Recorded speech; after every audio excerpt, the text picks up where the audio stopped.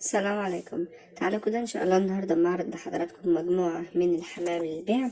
المجموعة كلها بإذن الرحمن صغيرة في السن، تنفع للناس اللي حابة تعمل مشروع ان شاء الله، لان الحمام كله يعتبر سن واحد. وده لاننا دايما لما بنحب نعرض حمام، وخاصة لما بيكون حد عاوز مشروع أو حاجة.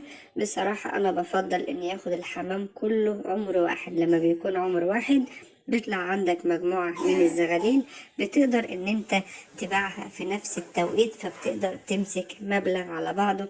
وده من وجهة نظري، يعني للناس اللي بتسأل عن رأيي الشخصي. تعالوا كده نبدأ بأول جزء معانا. الجزء الأولاني معانا جزء من الحمام الروماني. والناس اللي أخدت مني الحمام الروماني وصفوا الحمام الروماني ما شاء الله كحجم، قالوا بالظبط زي الفرد أو زي الفرخ البلدي.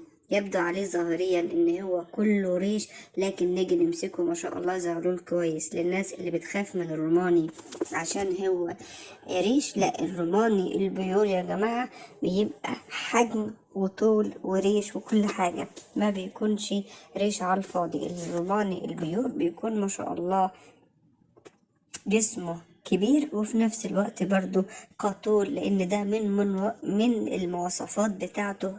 يعني ان يبقى ريشه طويل، يعني زي ما حضراتكم شايفين بارزة كده، رجليه شوية تبقى مرفوعة. يبدو عليه ظاهريا ان هو ريش، بس لما تيجي تمسك الفرخ ما شاء الله او الفرد تلاقيه كله لحم ما شاء الله، حاجة بصراحة فوق الممتازة. ده شبابات بإذن الرحمن. وطبعا الناس اللي أخدت منه روماني الأسبوع اللي فات ما شاء الله ربنا يبارك لعباده الصالحين.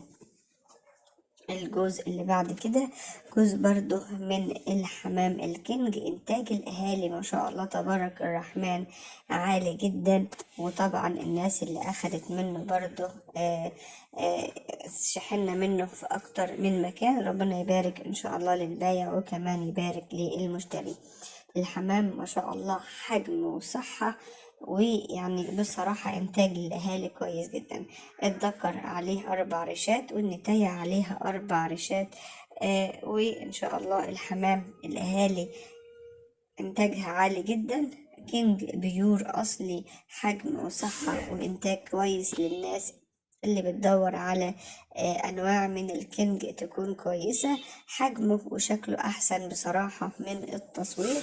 التصوير بيكون زي ما حضراتكم شايفين كده، لكن هو بأمانة أحسن من التصوير، رغم إن هو لسه على الذكر ريشات والنتاية لسه عليها ريش برضو، إلا إن الذكر واخد النتاية وبادئين إن هما إن شاء الله ياخدوا عشوش. يعني لو حضرتك أخدت وأكلت رز شعير على شعير بس صافي ما شاء الله ينتج عندك على طول مع الاهتمام، يعني زي ما حضراتكم شايفين كده.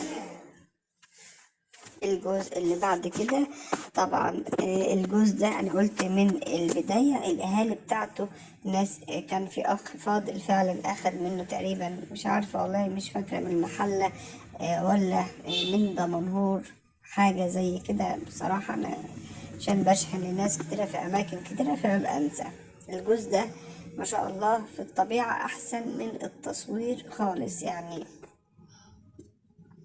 ده شبابات برضو على وش شغل. النتاية هي السمرة والذكر هو البني. شكلهم أحسن من التصوير على فكرة، صغيرين في السن. الذكر بيطلع البني زي الذكر بالظبط، أما النتاية بتطلع عليه النتاية سبحان الله. وأحيانا بيجيبوا يعني ألوان زي السيلفر كده. الأهالي إنتاجها عالي جدا، والحمام زي ما حضراتكم شايفين صحة ولسه صغير في السن. كل الحمام المعروض النهاردة فيه عليه 4 ريشات وفيه عليه 5 ريشات، يعني قريب من بعضه. لو حضرتك اهتميت بالرز الشعير والشعير زي ما انا قلت لحضراتكم، اكتر حاجة تخلي الحمام يبيض بسرعة وكمان تخلي المبايض ما يبقاش عليها اي نوع من انواع الدهون، وكمان هرمونات بتظبطها زي ما قلت لحضراتكم. الهرمونات المتظبطه للناس اللي كانت سالتني يعني ايه، يعني فرد الحمام دايما مهيأ، ودايما عنقود البيض ما يخلص عنقود البيض تلاقي عنقود البيض التاني وراه، يعني الحمام ما بيقطعش بيض طول السنة. ما شاء الله ان شاء الله ان شاء الله، ربنا يبارك لعباده الصالحين. جوز حمام كويس جدا، التصوير بأمانة مش عاطيله حقه، وأهاليه إنتاجها كويس جدا، وإنتاج الأهالي كويس جدا، لأن احنا بنسيب الحمام بطبيعته ينتج بطبيعته، ما بنحاولش ان احنا نحضر ليه الحمام ولا اي حاجة. عشان كده الحمام الانتاج بتاعه كويس جدا.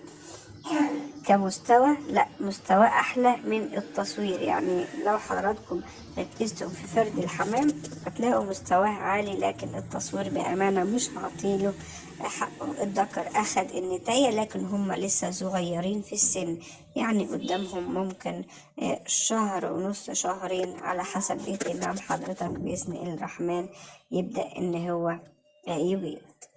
ربنا يبارك ان شاء الله للبايع، وكمان يبارك للمشتري. الحمام اللي بنعرضه كله النهاردة من افضل انواع الحمام اللي انتاجه سريع جدا.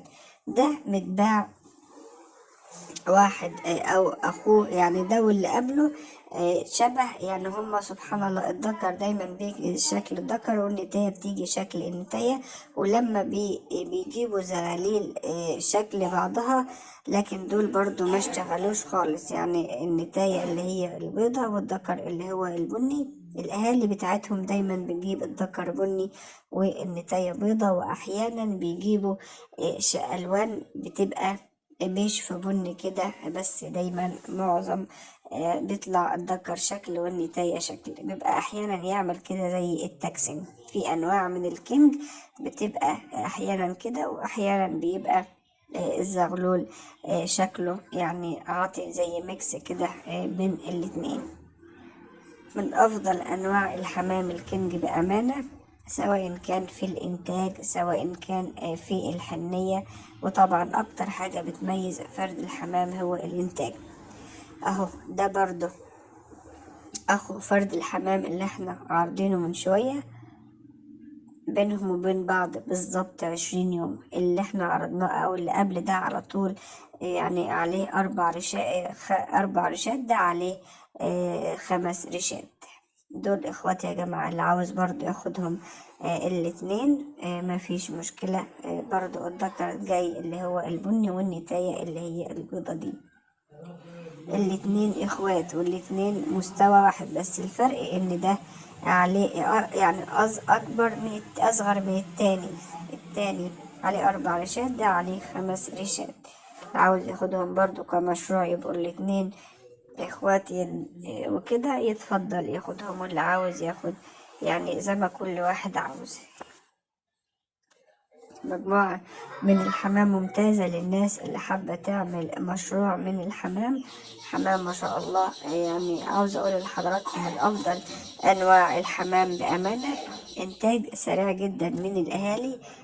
كل الحمام صغير في السن، ودي حاجة تميز الحمام طبعا، صغير في السن ومن سن واحد، ودي حاجة ما شاء الله تبارك الرحمن فوق الممتازة.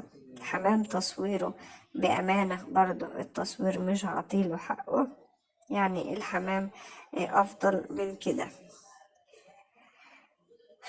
ربنا يبارك إن شاء الله للبايع، وكمان يبارك للمشتري.